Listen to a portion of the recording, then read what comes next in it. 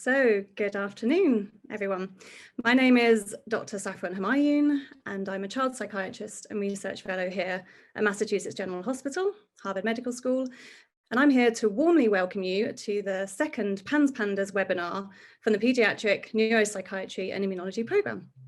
So I'm joined this afternoon by the Director of Research of the programme, Dr. Sarah O'Dore, who will be giving updates on our research team's current activities and findings to date, and the Director of the whole programme, Dr. Kyle Williams, who'll be updating us on various aspects of clinical care in PANS PANDAS before he leads a panel discussion with Dr. Daniel Geller, founder and Director of Research, Pediatric Obsessive Compulsive Disorders and Tic Disorders Programme, and Dr. Mark Pasternack, Unit Chief, Pediatric Infectious Disease.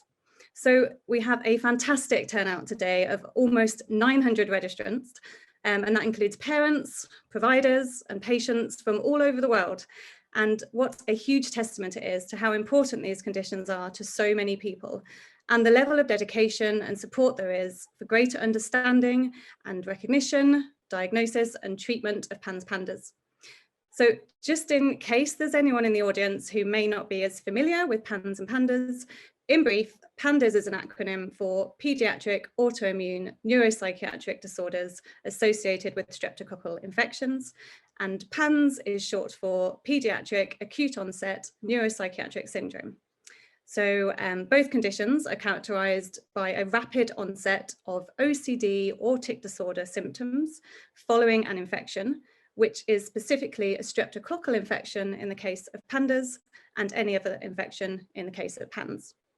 So we're hoping that many of you in the audience already attended or were able to watch our last webinar in December, where we introduced our clinic and gave a broad update on research in PANS PANDAS.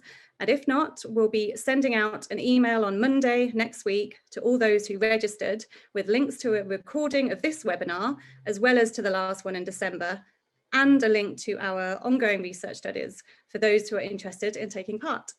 And also please stay on until the end of the webinar, as a survey will pop up for you to be able to fill out.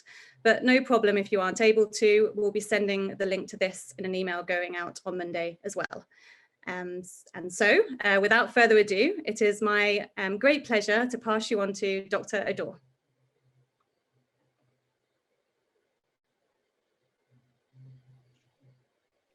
Thank you, Dr. Humayun. And good afternoon, everyone. My name is Sarah O'Dore, and I am a clinical child psychologist and the director of the MGH PANDAS program and the director of research at the MGH PANDAS program. So in my role, I oversee all of the projects we have going on, from understanding what PANS and PANDAS is to how it impacts patients and families around the world. To give you this brief update on the ongoing research we have, I first want to focus on what we do and don't know about what's going on inside a patient with PANS and PANDAS. As Dr. Humayun mentioned, PANS and PANDAS are thought to be inflammatory reactions happening in the brain that are triggered by an infection. Currently, the only neuroimaging that exists to see inflammation in the brain is very invasive, meaning that it requires injecting children with radioactive material, which can cause its own difficulties. Therefore, we're working with other researchers to devise ways to detect inflammation in the brain using non-invasive methods like magnetic resonance imaging, or MRI.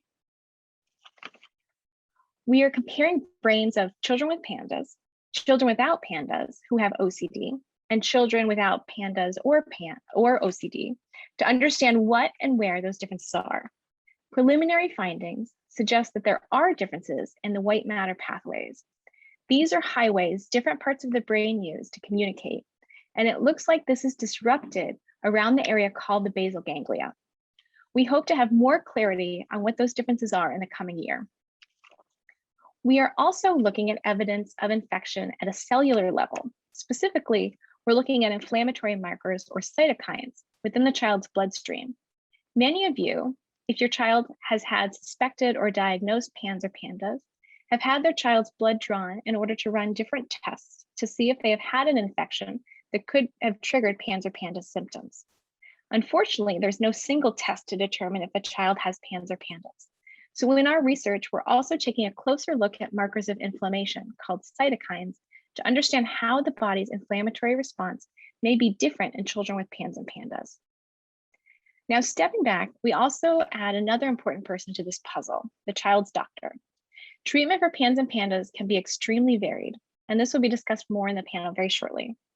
In the medical field, there's a lot we still don't know about how to treat this disorder. So we're trying to fill in this gap.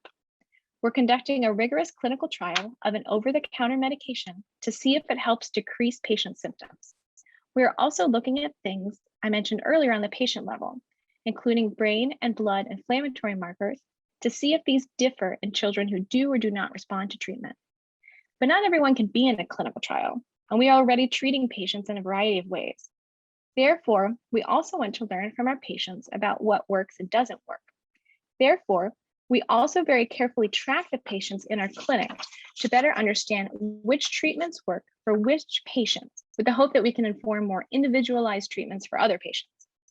With such a diverse symptom presentation from patient to patient, we also want to track and understand the other symptoms they may be experiencing, like depression or suicidal behavior. And of course, it's important to remember that patients with PANS and PANDAS live within a system.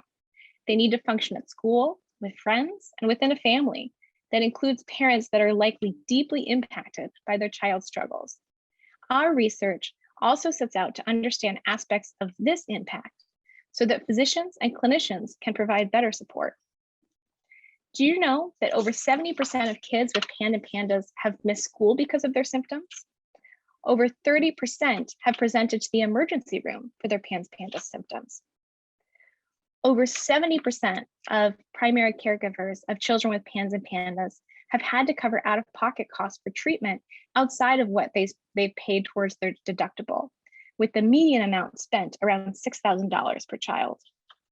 And in thinking about the emotional toll on the family system, primary caregivers report significant dissatisfaction in their relationships with their partners and spouses, suggesting that these difficulties may have impacts on other relationships within the family. These are things we've learned from an international survey that we're about to submit for publication this month. Until we have a clear picture of how to quickly and effectively treat each child with PANS PANDAS, there will be a family system bearing the emotional and financial toll of this illness. We hope that publishing information on these impacts help direct providers and policymakers on how to alleviate these burdens. Lastly, I'll state the obvious and point out that we are living in a very unique period of time right now, one in which previous standards of care, schooling, and everyday functioning have been rewritten. We are trying to capture what these changes have meant for children with PANS PANDAS and their families, and thus are conducting an international survey to better understand both the direct and indirect effects of COVID on children with PANS PANDAS and their families. I can't wait to give you more information on the results of these endeavors when they are ready, but research, when done well, is a rigorous and timely process. I want to thank all of the children and families, both near and far, who have participated in our studies. If you think that you or someone you know might be able and willing to help, you can find more information about our research on our website. The link for this will be included on the post-webinar survey. Now, I'll turn it over to the director of the MGH PANDAS program, Dr. Kyle Williams.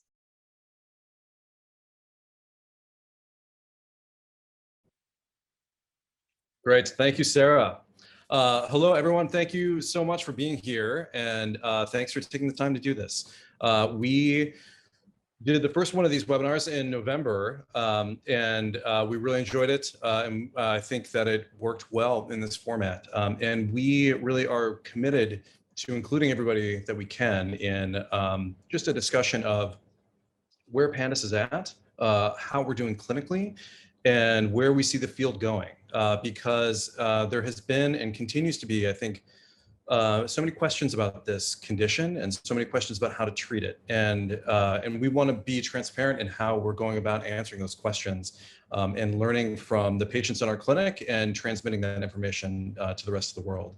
So what I want to do today is give you a brief overview of our program, the clinical program, and then talk about how the research integrates in our clinical program and why that's so important to our mission. So we were founded in 2013. This is a picture of kind of the main area of MGH down here behind the slide. And so since 2013, we've evaluated over 1,000 new PANDAS and PANS patients. And I should specify that that's not all people that ended up meeting the criteria for PANDAS and PANS, but it was 1,000 patients who came to us with a question of whether or not they have PANDAS and PANS. We see about 100 plus new patients per year. And still with that, that volume, we can't actually meet the demand of the majority of people that want to come into our program. And we struggle with that, and we continue to look for ways to improve that. And I'll talk about that more as we go on. But we are very clinically active in evaluating new patients and then also seeing patients for follow-up. This throughput really makes us the largest academic PANDAS and PANS program on the East Coast. And not that we are in competition or keep statistics, but it would probably put us, if not as the largest kind of throughput clinic in the world or in the US, we'd be pretty close. So we're very clinically focused. We really care a lot about evaluating and treating patients with these disorders. And we also want to keep an eye on the idea that we really need to learn so much more about how we treat this disorder and how we are doing with our patients. A lot of the information that we have now about treating PANDAS really comes from our experience and not necessarily from research studies. And we would love to be able to translate our knowledge into research studies to share that information with the rest of the world.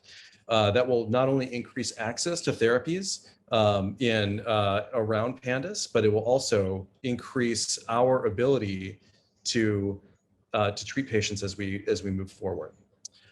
Sorry, I'm going to share my slide here again.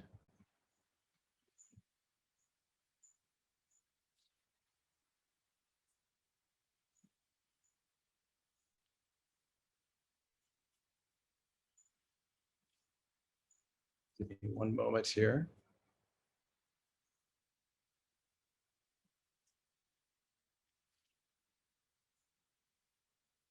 There we go.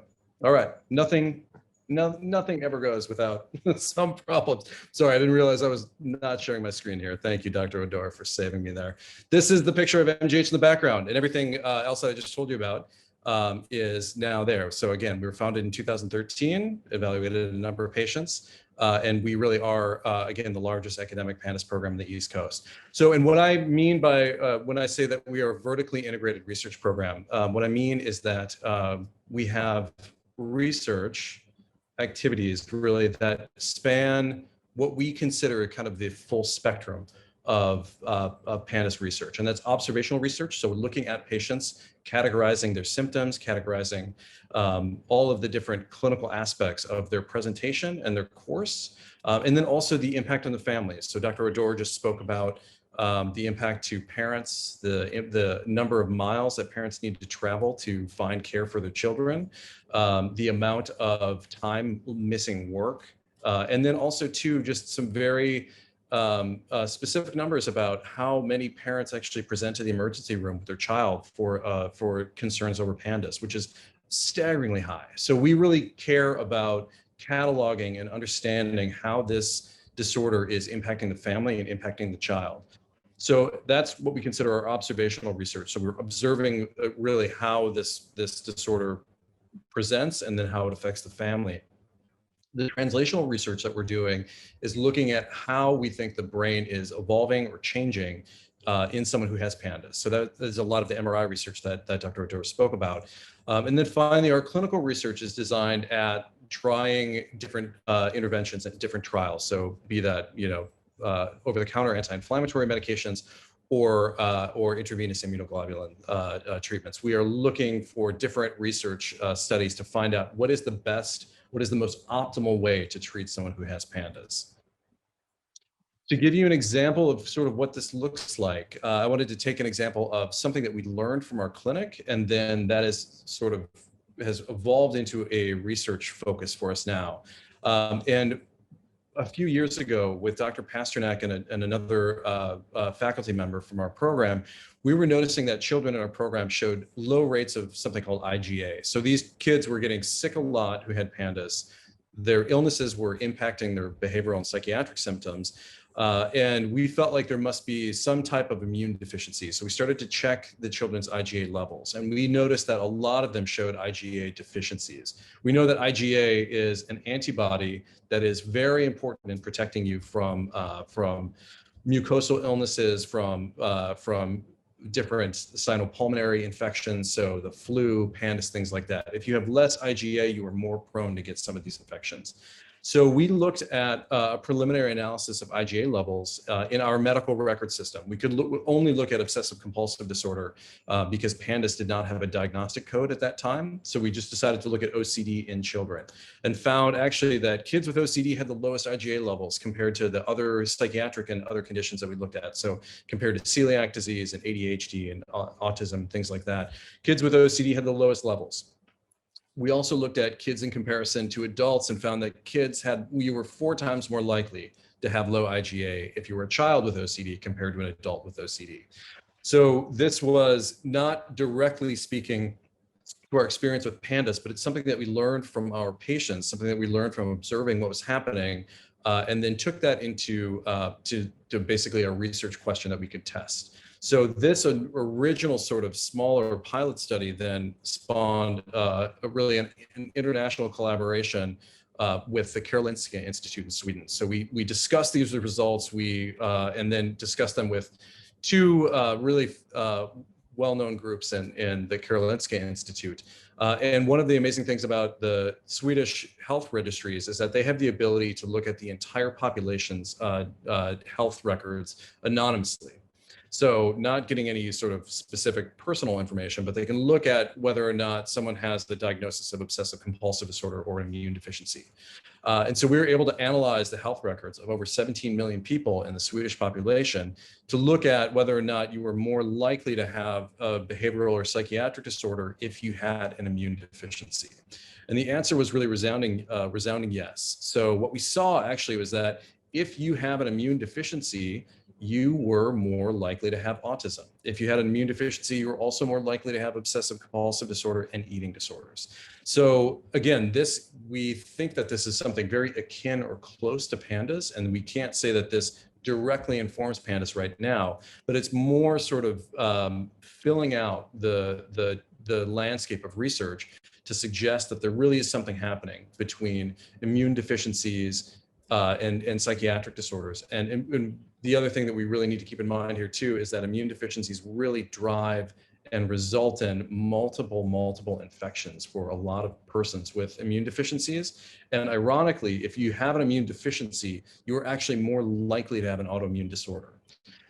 So this is an ongoing area of research in our program now, and something we're really excited about. But again, it's something that we take on a clinical level, and then we're able to observe from our patients and then turn this into something that really we can learn and try to inform the world about, and then also better our clinical care.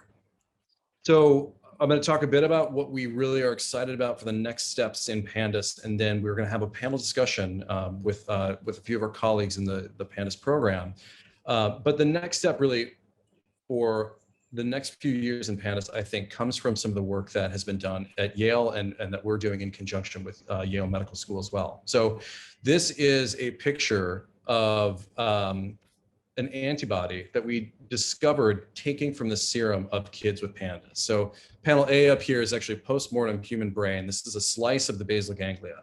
And what we do is that we have taken serum from children with PANDAS and overlaid that onto postmortem human basal ganglia to see if there's any reaction, to find out if there's an antibody that's contained in the serum of children with PANDAS that binds or reacts to certain neurons in the basal ganglia.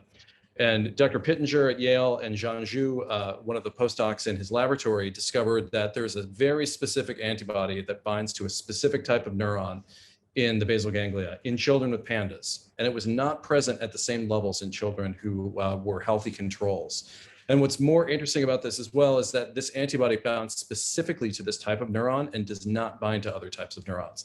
I know that most people probably are not used to seeing data like this, but these are actual photomicrograph images of the binding to this neuron called the cholinergic acetyltransferase neuron, identified here by CHAT. And this is showing binding here in this image, and it shows to another type of neuron, the parvalbumin neuron, there's actually no binding here. So for our purposes, really, this is the first evidence that we can find of really in tissue binding to basal ganglion neurons. And we think that these basal ganglion neurons, the cholinergic acetyltransferase neurons, we know that they're also somewhat abnormal in Tourette syndrome. So in a related or sort of akin condition to PANDAS and OCD, we also notice that these neurons are not functioning correctly. What Dr. Pittenger and his lab did then after this was to take mouse neurons and then overlay this serum onto the mouse neurons. And what they saw here in panels B and C is that they actually changed when they introduce the antibody onto the mouse neurons, it changes the way that they're firing. So they're looking at a functional consequence of having this antibody. And it looks like the neuron in the presence of this antibody is actually firing differently. And one of the things that we always think about when we're thinking about the basal ganglia and thinking about these different neurons is that when you affect one type of neuron, you're very likely affecting an entire circuit of neurons. So if we have an antibody that's very specific to one type of neuron, then what we're probably seeing is a dysfunction in a whole network of different types of brain structures that the basal ganglia connects to. So we think really that that may be one aspect that's going to be vitally important to investigating PANDAS in the future here. We do not have this. I know a lot of people have been asking us since this came out if this is available as a clinical test right now, and it's not. You know, Dr. Pittenger and his laboratory are working as fast as they can to look at expanding this work. But for right now, this is really, you know, this is kind of the initial foray into this that we're very excited about for the future. But this really is the type of evidence that we feel like we need to take this from, you know, a quote unquote controversial disorder to something that's more akin to autoimmune encephalitis, something that can give us this data that we've needed for a long time to show that this is actually a verifiable autoimmune disorder and that we can actually have a blood test for this type of antibody as well. Because imagine really, if we think about what our optimal care for PANDAS would look like, what we would love to do is really bring children in and look at their clinical characteristics, right? So we have a child who has sudden onset of OCD. There's either a high family history of autoimmunity or a low family history of autoimmunity. We can look at all those clinical characteristics and we can say, you know what? This is the kind of kid that we think that we need to do this blood test on or this MRI on to look at whether or not we think that they have PANS or PANDAS. We've looked at the clinical characteristics and we think that they're suggestive of them having an autoimmune condition and them having PANDAS. And then depending on whether or not that blood test is positive or negative, we have a differential optimized treatment for a specific condition. If you're positive for the antibody, then we treat you with anti-inflammatories or IVIG or something along that line. If you're negative for the antibody, then we consider if you have non-PANDAS related OCD or non-PANDAS related tic disorders, and then we treat according to those specifications as well. So differential treatment for two different disorders that we're able to differentiate both on the clinical characteristics and the blood test. And then finally, we move on to prediction. So we say, you know what, if your level of antibodies is high or low, and we can treat you with this, we expect that you are going to resolve or improve in 6 months or in 2 months or something like that. But this really is sort of, in my mind, what the optimal care for this disorder would look like. And I don't think that we're not there now. I don't think that we're far away from it.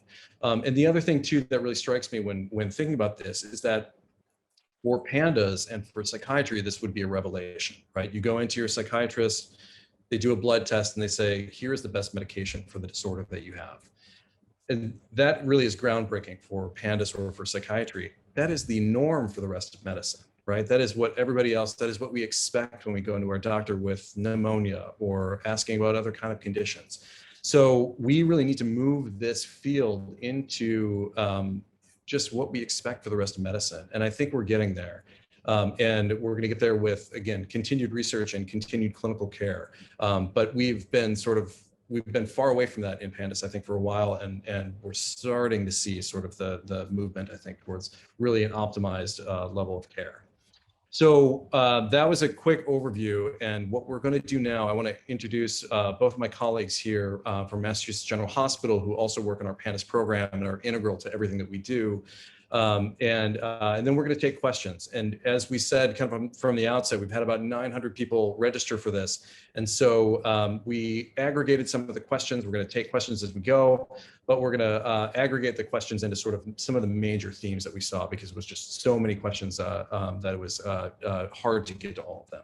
But without further ado here, I'm going to introduce Dr. Pasternack, who is the Chief of Pediatric Infectious Disease. So Dr. Pasternack has been at MGH for many decades now, and is one of the, if not, I don't think that there's another pediatric infectious disease doctor who has more experience in the world treating PANS and PANDAS than Dr. Pasternack does.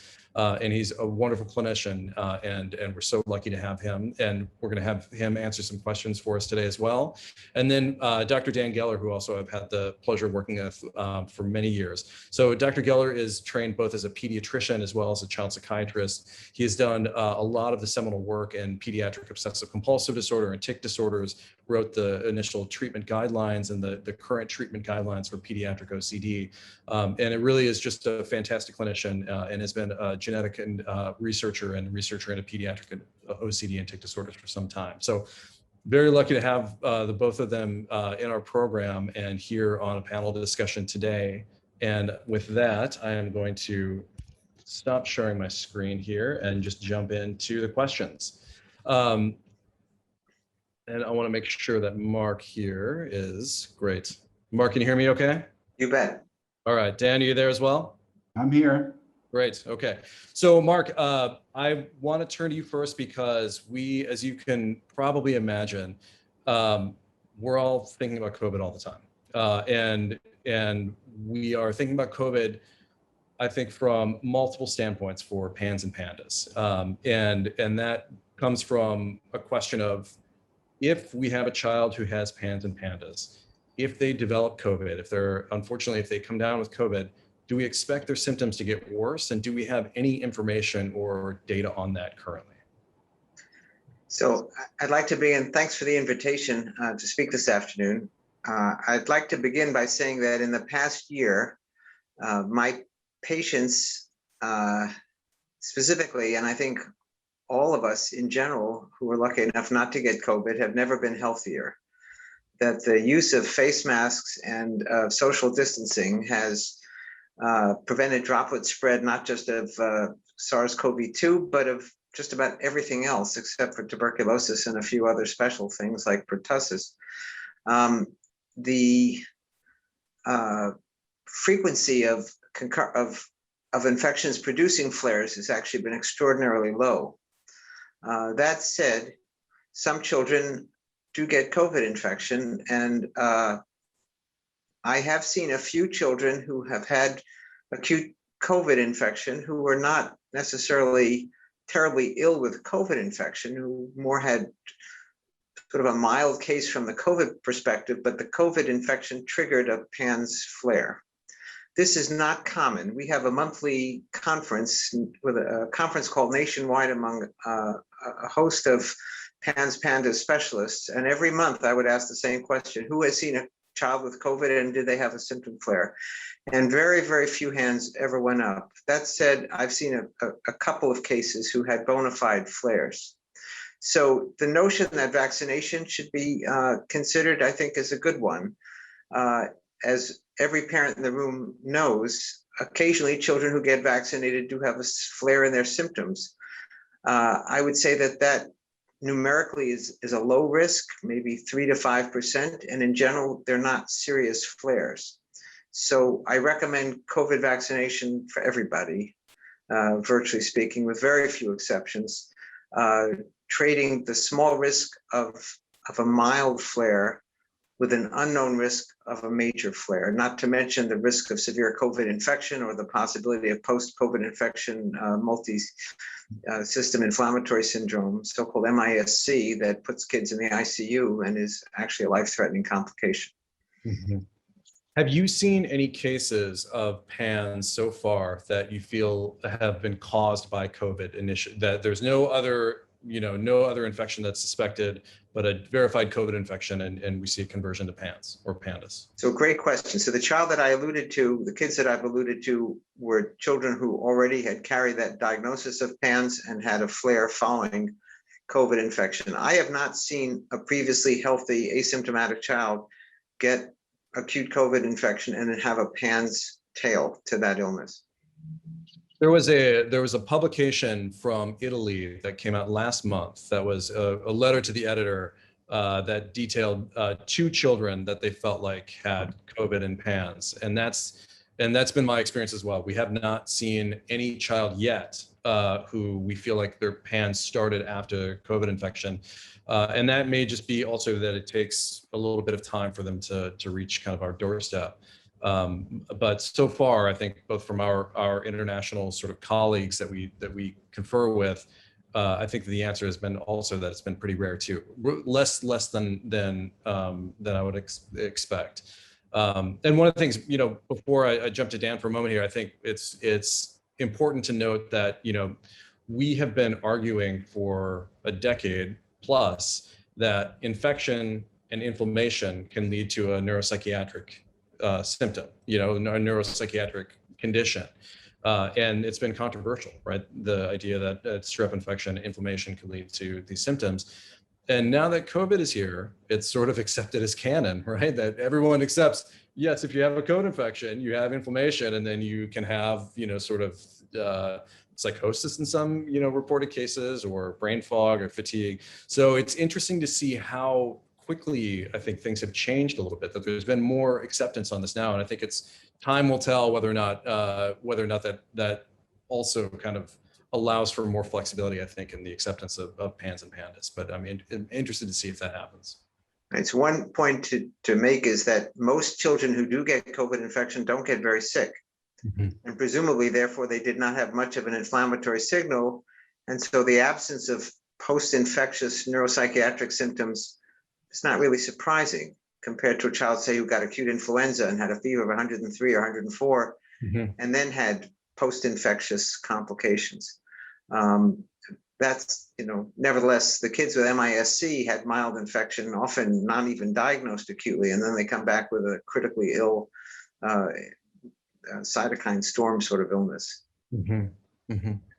Dan, you have been in this field and have a perspective of seeing the sort of the creation kind of and the codification of PANS and PANDAS.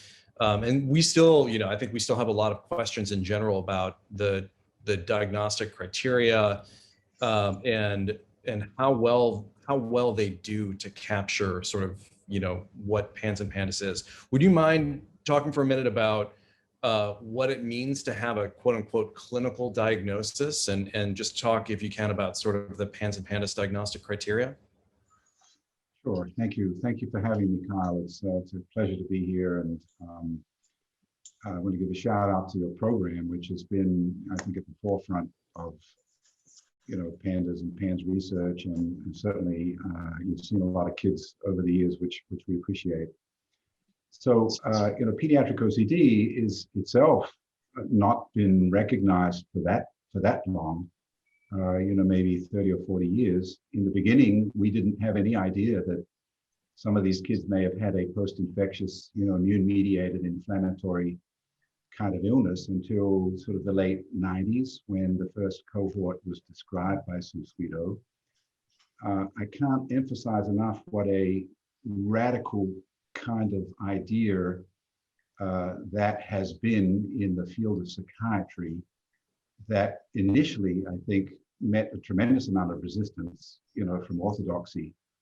And it's been really a long, hard slog, I think, for people like yourself and Mark, until, as you mentioned, COVID has really started to change the landscape a little bit. So the original descriptions of these kids really were clinical, but they derived, as many of the listeners will know here, from observations about rheumatic fever and Sydenham's chorea, which we know are inflammatory and immune-mediated responses to infection and to strep, group A in particular. The original descriptions of these children go back over 100 years. And in those descriptions, it's very clear that these children have emotional disturbance, anxiety, mood dysregulation, and perseverative, stereotypic, and compulsive behaviors as well. So the original descriptions, as I say, are clinical, based on the presence of OCD and tics. And I want to just reiterate and reframe something that you said a little earlier about these illnesses. It's not the germ, it's not the bacteria, it's not necessarily the virus, it's the body's response to the infection, that is to say, the immune response, that is actually the cause of the trouble. And that's, I think, an important point to make. So it's been a radical sort of idea that an infection can actually trigger a psychiatric illness and a psychiatric diagnosis. Right now, we have a number of criteria by which PANDAS are defined and PANS are defined.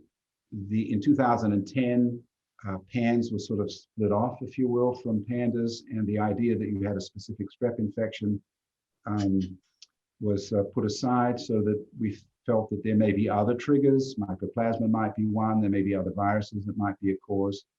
So there was some sort of disengagement between a specific infection and the onset of the syndrome. But it is still defined by having OCD, by having tics, sometimes by a restrictive food intake disorder. And then there's a host of corollary symptoms, including fine motor difficulties, changes in sleep, mood dysregulation, urinary difficulty that sort of go along with that. And if you have a certain number of them, then you meet criteria. One of the key elements is the acuity of the onset. Most of the OCD patients that we see historically have a more sort of graded response. These kids really get sick in a matter of days, 48 hours, 72 hours sometimes. The classical story, of course, is overnight. My kid developed these symptoms. Mm-hmm. How, and if you could speak for a moment to, we have a lot of questions about treating, if we suspect someone has PANS and PANDAS and we treat them with an anti-inflammatory or an antibiotic, and they don't improve, or if we treat them with IVIG and they don't improve, do you consider using SSRIs and other medications, other sort of the more sort of typical treatments for OCD for kids with PANS and PANDAS?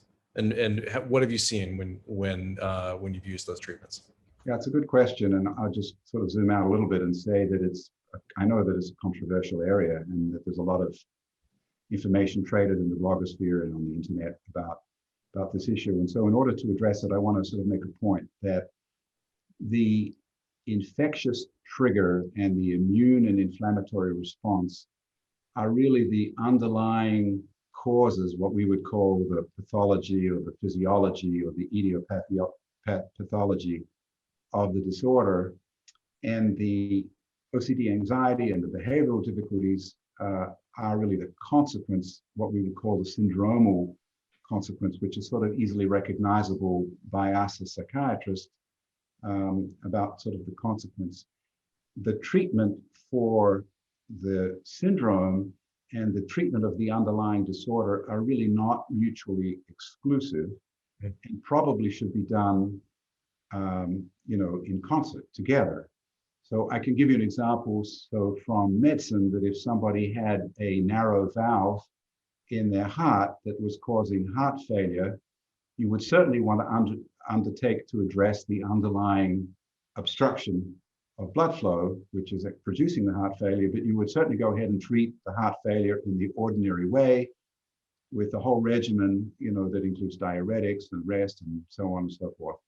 So it's very much the same here. We want to treat the underlying problem. In the case of an infection, certainly an antibiotic. Whether we treat viral infections is another matter that's, I think, remains uncertain and controversial. Maybe we won't go there right now. And for the inflammatory response, we can use anti-inflammatory medications like naproxen, the study that you are doing right now with Dr. Odor, or maybe a steroid burst, which is used very much, for example, in the West Coast, and which we sometimes do here, or even intravenous immunoglobulin as a way of kind of really mopping up antibodies and really suppressing an immune response. and they're not mutually exclusive. So in my experience, kids who are very disturbed or distressed, symptomatic with their OCD, probably they should be treated with standard treatments. I will say, however, that some of these children are very sensitive to standard medication interventions such as the SSRIs, and some of them do have atypical responses. And so I think that my rule has been to treat, very carefully, start low, go slow, and to monitor very carefully to see how they manage. But many kids will benefit from standard interventions, both for OCD and for tics. Yeah, I agree. I think also one of the things that holds us back a bit in this field is having difficulty with the criteria for diagnosis and knowing, okay, which direction can I go down both paths at once, or do I have to choose only an anti-inflammatory antibiotic path, or can I take from some of the other traditional paths like cognitive behavioral therapy? Because having a clinical diagnosis, it is difficult to see how that is applied uniformly across the country. If someone comes to see, me, or if someone comes to see Jenny Frankovich, Mark, do we all actually look at the symptoms and agree that this person actually meets criteria for PANS and PANDAS? And if we disagree, then how do we sort of resolve those things? Because I think what we're all working towards is understanding, if you meet the diagnosis, then maybe you benefit, your care is optimized by a specific type of intervention. And if you don't meet the diagnosis, then you're actually better off in going down a different direction, and you'll do better that way. And finding ways, I think, for all of us to know which path is the correct path for patients, I think is really what would move this forward. And then again, hopefully we'll get there. And I think, Mark, that comes back. I think it's helpful to get your perspective as well about other types of, so if we have a child who meets a lot of the criteria for PANS with sudden onset of various psychiatric syndromes and symptoms, and we don't have an identified infection, is there benefit in looking for that? I mean, do we do a full panel of viral antibodies? Is it worth having a Lyme test? Can you speak to sort of looking for other types of infections for kids who have, looks like they have a PANS onset, but there's not an identifiable infection? So I should begin by saying that our tools are imperfect. You could think of strep antibody levels and mycoplasma antibody levels as pieces on a chessboard. I mean, they're great, but they only do certain things. The knight has its cockeyed movement, and the bishops only go on diagonals. They can't get us to where we want to go. Streptococcal antibody titers were the gold standard of confirming a recent strep infection. They were used for over 50 years that way, and only recently has it been appreciated that they're just not sensitive enough, and probably have a sensitivity level that approaches 65%, 70% tops, meaning 1 out of every 3 children who has classic PANDAS is misdiagnosed if there's a reliance on the blood test. Now, we as specialists having these children referred to us don't get to see them the week after their symptoms began. We might see them some weeks or even months later. If we were the primary care pediatrician and a child came in with acute onset of symptoms on Wednesday, and we see them in the office on Friday and do a throat swab or a perianal swab looking for strep, I suspect we'd have a relatively higher yield in making the diagnosis. The antibody titers are helpful when positive, but they're not helpful when negative. There is a panel of novel streptococcal antibody tests that is being developed that I think will raise that sensitivity from 65% to 85 or 90%. And we will find that some of the children we classified as PANS actually have true PANDAS, only the tools weren't good enough to get there. The problem with mycoplasma testing is the opposite. Mycoplasma testing, we look at IgM antibodies, which are supposed to be the acute or current infection measure, and we look at IgG antibodies that are supposed to be the chronic past infection. And mycoplasma IgM antibodies may remain positive for months to years. And this is in relation to a germ that's not considered invasive and has no place thought where it might hide. And so it's just, we don't understand it. The Mhm. commercial laboratories that look for mycoplasma IgM antibodies do not distinguish between true positives and false positives. So the majority of children referred to me for mycoplasma associated PANDAS probably just don't have mycoplasma infection, or at least don't have acute mycoplasma infection. Whether or not they have PANDAS is up to us. But the Mayo labs, which our hospital uses, will have a test to confirm the validity of the IgM titer, the level of the IgM antibody, but it will be positive for months to years, and it makes no sense to me, despite all the antibiotics in the world targeted against mycoplasma. Mhm. So it's Can I stop you confusing. for one? That's Yeah. a really great point. I just want to underscore this because I think this comes up so often. So there are research reports of disseminated mycoplasma infections that actually lead to basal ganglia necrosis. There are 2 or 3 of them. There's mycoplasma infections when they really ravage the body can do something to the brain, be it a cytokine storm, something else that's been documented. And incredibly rare. And yet what we see, I think it's confusing for parents as well, is if a child has sudden onset OCD or tics, and you do a blood test and the mycoplasma IgM comes back sky high, do I put faith in that? And I think what you're saying here, which has been, I think, our joint experience, is that that blood test actually is not something that we should focus highly on because it's just as likely to be incorrect as it is to be correct. It's pretty close to the way I would put it. In fact, the Mayo Laboratory no longer reports the actual numbers. They say that the numbers fluctuate so much from test to test that it's wrong for clinicians to be making treatment decisions based on fluctuations in that number. So they only report a qualitative answer, positive, reactive, and if confirmed, they call it positive. And I think it means we order fewer mycoplasma tests. Your original question about other causes is an important one, because I've seen classic PANS triggered by cold sores, by herpes simplex virus. I have seen classic PANS triggered by Lyme disease, but I must say it was kind of a classic case of Lyme disease, an erythema rash, fever, maybe there were joint symptoms afterward. In other words, the Lyme disease component of the illness was pretty reasonably documented. The problem, just as with the quirks in the antibodies of strep and mycoplasma, Lyme disease antibody testing is full of its own quirks. It is very delayed in its reaction, so that if someone developed Lyme disease on July 1 and see a doctor and get tested for antibody levels a few weeks later, the positivity rate is under 40%, meaning the vast majority of children had true Lyme disease and the antibodies did not pick it up. And if they're tested subsequently, even then, maybe 70% of people will make antibody. And in some cases, that antibody persists for a long time, as with measles, let's say. But many times that antibody level declines with therapy or even with time in the absence of treatment. So it's not a robust antibody response. It's hard to hang our hat on. The notion of screening for many, many viral pathogens is conceptually interesting, but the antibody levels are telling us what happened in the past. They don't give us an answer in time.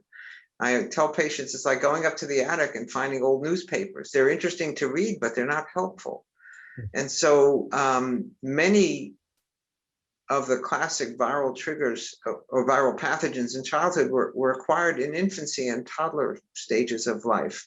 They're daycare center related infections, they're preschool related infections. We see a grade schooler coming in with antibodies to herpes simplex or to human herpes virus 6 or human herpes virus 7 or cytomegalovirus or any of the enteroviruses. These are all potentially reflecting infections that were years ago in time and not relevant to the problem at hand. So I don't send out requests for 30 or 40 different antibody levels. I don't find them helpful.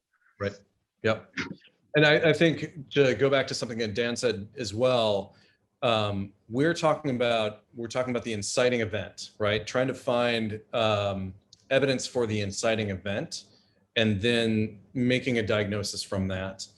And maybe this is just my hobby horse here, but I think that if we had an antibody, if we had the biomarker that was actually characteristic for the disease and not for the inciting event, we'd have more specificity, right? So instead of really looking again for the Lyme antibody or for the viral antibodies, we have an antibody to brain proteins, or we have a marker, a cytokine marker, something that says, this is what the disease looks like in this child, and that's what it separates a kid with this disorder from other disorders. And if we had something with more specificity like that, again, I think we'd be better off. We might actually see our PANS and PANDAS criteria change over time, because we could recognize that, hey, actually, these are the clinical criteria that are associated with the antibody or the cytokines or something that reflect having the disorder.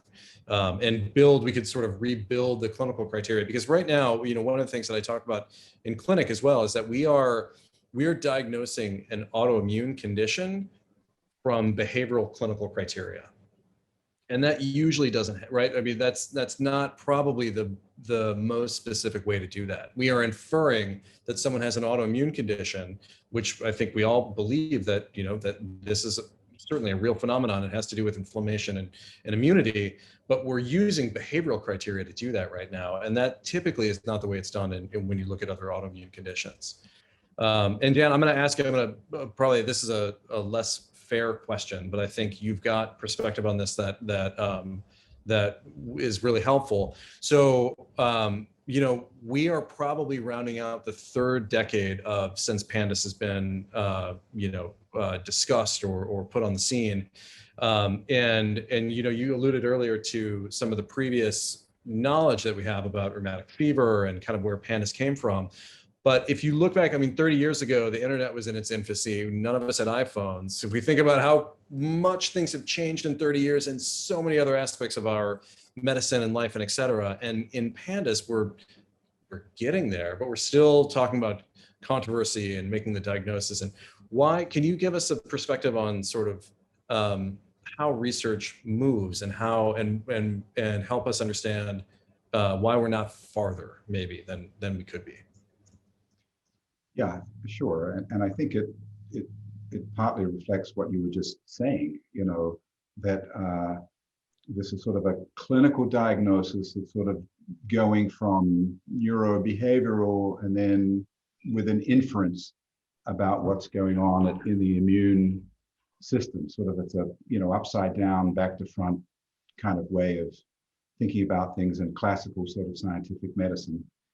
And I think it met a lot of resistance. Certainly in the first 10 years, there were some early studies that some were positive, some were negative. I think that the research has been sort of incremental. It's often been contradictory. I think that, this idea about clinical diagnosis versus having a sort of specificity, what we would call a biomarker, a blood test, a brain image, something that will help us with some degree of confidence say that this is or this isn't. We have not found that yet. And for that reason, there continues to be a fair bit of skepticism around the diagnosis. And then if you are trying to advance the research, you need to get grants and to have dedicated people like yourself to sort of pursue that. And it's very difficult, I think, to get funding and to get, the kind of basic science research. You mentioned the anticholinergic antibody, which was published by the way, in the Journal of the American Association of JAMA Psychiatry, which is a very respected journal. It was editorialized by Steve Hyman, who used to run the NIMH. There has been a shift, I think, in the last couple of years. Inflammation is all over psychiatry. It's not just in PANS and PANDAS. It's not just in OCD and tics.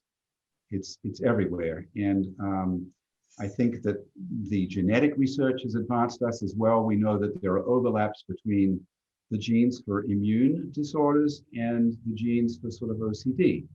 And that when we find genes that are sort of specific to PANDAS, they're likely to represent genes from sort of both, sets of disorders, if you will. Both are familial as well.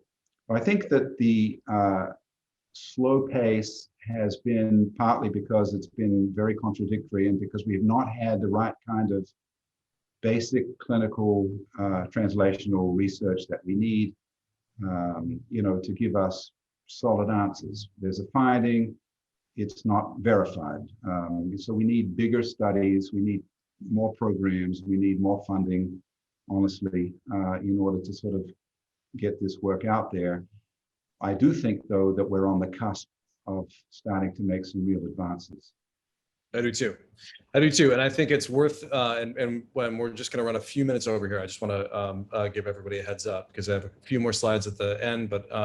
But I think it's worth pointing out also that from our kind of primary granting institution, which is the National Institute of Health and the National Institute of Mental Health, over those 3 decades, I think there have been a total of 5 studies that have been funded, which if you would put that up against something like, depression or et cetera, having 5 studies funded over a 30-year period is minuscule. And so we do struggle to get this funding for this disorder.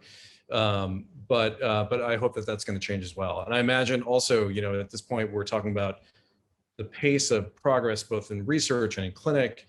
And I imagine, that there are parents out there kind of wondering, so there are centers at Mass General, there are centers at Columbia, there are centers at Stanford, but the antibiotic work and my previous work is at Yale.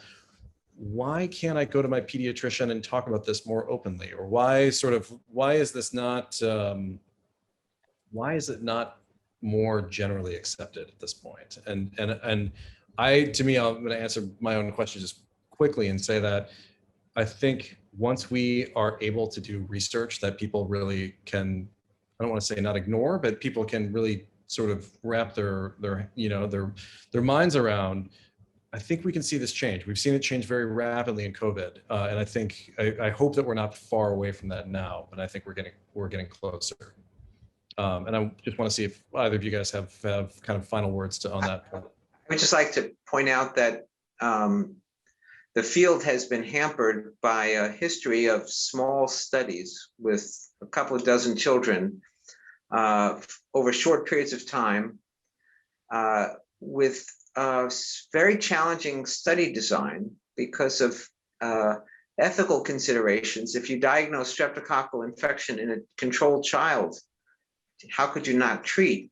Well, if you treat the controlled children who have strep with the same therapy that the experimental group is receiving for their strep, the data is going to come out looking like it doesn't matter, when in fact it did matter, but you were providing ethical protection and optimal care to the control kids who happen to get strep. But I think it slowed down the progress because the data would come out looking weak. Mm-hmm. And therefore, it was hard for funding agencies to use existing published studies as a starting point to fund other studies. It was bring us a good study and then we can move forward. But it was hard to get that because of the challenges in diagnosis and I think an unfair level of skepticism in the medical community that was really not justified. I tell people who have this kind of cynicism towards the problem, well, I've treated strep for 50 years and I've never seen it. And I point out that Streptococcus pyogenes is not a monolithic organism in the way that measles is one virus or rubella is one virus. There are hundreds, literally hundreds of different strains of strep and probably approaching 1,000. And we have known over the decades that periodically new strains of strep with a particular combination of their genes leads to bad infections. Right. And so I have a feeling that new strains of strep have been circulating in recent decades, leading to the appearance of this syndrome. But because now strep is always diagnosed by a rapid strep test where no organism is recovered for microbiological testing, we don't have a library of strep isolates to send to the microbiologists to help us with the pathophysiology of this problem. So we're really handicapped in some simple ways, but it has slowed the field down. Yeah, I agree. And I think, the other thing too is you only, and I think that this relates to a question that we have gotten a lot here and continue to get is whether or not this can happen in adults or young adults.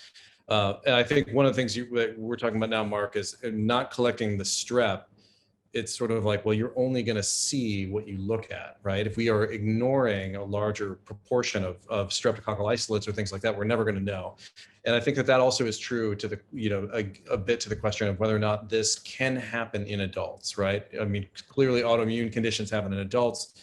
Sydenham's happens in adults, rheumatic fever does. And I think we just don't know enough about the frequency of whether or not this happens in young adults and adults as well.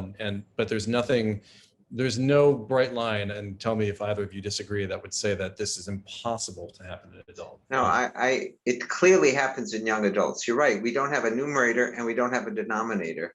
But I had a young adult referred to me who just graduated college. He was an engineer and was working at his first post-graduation job as an engineer. And he wound up getting fired because he developed OCD in the course of his work and would repeat every calculation for his project all day long. And his boss would come by and he made no progress. He just kept rechecking his existing calculations. And believe it or not, he was put on oral antibiotics and his life snapped back into shape, and he got a new job as an engineer and carried on, is doing great. It's good to hear. That's good to hear. So thank you both for taking the time to do this and the perspectives. I'm going to share my screen here too and just talk a little bit about the people who have gotten us as far as we've gone, and what people can do to get involved in our, again, in our program. If you want to get involved, we'd love it. If you're a parent who is watching this, if your child has this condition, the first and most important thing that I want to say is to take care of yourself and take care of your kids, right? And not that people wouldn't do that, but think about yourselves first and think about us second. We just, if afterwards you feel like getting involved in what we're doing, we would love for you to contact us. We really, for research studies, right now are looking for involvement in MRI studies. And for that study, we need children with obsessive compulsive disorder. We need children with healthy controls. It's a single MRI and a blood draw, and we're really looking forward to trying to move that forward. We're also we're doing an inflammatory study in adults with obsessive compulsive disorder. So this is non-PANDAS adults. We are trying to assess whether or not inflammation plays a significant role in adults with OCD. So if you're interested in either of those, please reach out and let us know. We also too, really, we move this field forward because we have a difficult time getting research funding from NIH. We move this forward with philanthropic support. So we have been incredibly lucky and grateful to receive philanthropic support from patients in our program and patients from all over the world and concerned folks. And we also want to recognize those anonymous donors and the donors who have helped us to this point, and our other funding and support. So from Fidelity Bioscience Research Initiative here in Boston, the International OCD Foundation, along with PANDAS Network. PANDAS Network was the first funder of our MRI research and really allowed us to get to the point where we were able to apply to the International OCD Foundation for a grant. And we were fortunate enough to receive the inaugural Scientific Innovator Award and research grant from them. So we're very, very thankful for that support from PANDAS Network and from IOCDF. The PANDAS Physicians Network is funding our clinical trial right now, along with the Mending Minds Foundation, which is based here in Massachusetts, that's funding our clinical care and then also our research initiatives as well. So we are, again, forever grateful to the people who have reached out to us. I also want to say thank you to the people who make all of this work possible. You've heard from a number of them today, so I think I've expressed my gratitude for Dan and Mark and Dr. Ador and Dr. Humayun, who we couldn't do any of this without. Mary Spencer, hopefully you have all had the chance in our program, if you're in our program, to interact with Mary. She is absolutely vital to everything that we do, and we can't thank her enough. And then also our research coordinators, Olivia Downer, Julia Zagaroli, Gabrielle Johnson, and Hallie Geller is a medical student who has joined us recently as well. Maggie Hamill is helping out with our research as well too. So with that, I want to say thank you to everybody. Thank you again for attending. I'm sorry we've run a few minutes over here, and we will do this again. So we'll do this again probably in another few months or so. But please, if you are interested in finding out more about our program, you can Google the MGH Pandas Clinic, and we are, I think, the first option that will come up. And then also we will have a survey just in a few moments here at the end of this. This will be on. Will be saved and be shared on YouTube at some point soon. So if you know someone who wasn't able to be here today, there will be a way to access this later on. And with that, I'll say thanks again to all of our patients, our families, and folks who support us. This is our link for philanthropy down here, but again, you can find that also from just Googling MGH Pandas, Pandas Clinic as well. Thanks again. All right, everybody stay safe, and we will see you hopefully soon in the future. Thanks, bye-bye.